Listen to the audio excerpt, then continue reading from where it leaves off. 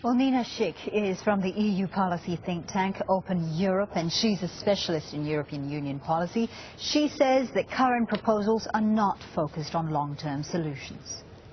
There's so much going on here which has just been lumped together into one migration or refugee crisis. But if you actually start breaking down the figures and looking at what's happening, I mean, it's not only Syrians and Afghans coming, but there are people coming from Africa. There are people actually coming from the Western Balkans. And this is in countries like Germany, which is host to, the most in terms of absolute numbers. 40% of asylum seekers in Germany come from the Western Balkans. And that raises the question, why hasn't Germany, or they did, but just recently, put these countries on a safe list so that those whose asylum claims are found to be unsuccessful are not returned, thereby freeing up some space for the actual refugees who are in need of protection. So there's so much going on. Much political capital and much attention has been placed on the European proposal, of course, backed by Germany, that the EU member states now need to accept a mandatory quota for a certain number of refugees to be relocated.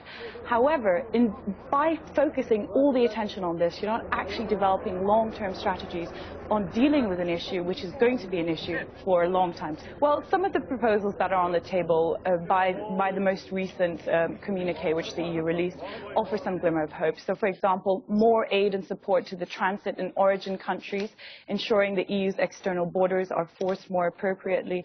These are the type of policies that the EU should be developing. But my fear is that with so much focus on the mandatory quotas, some of these more long-term solutions may fall by the wayside.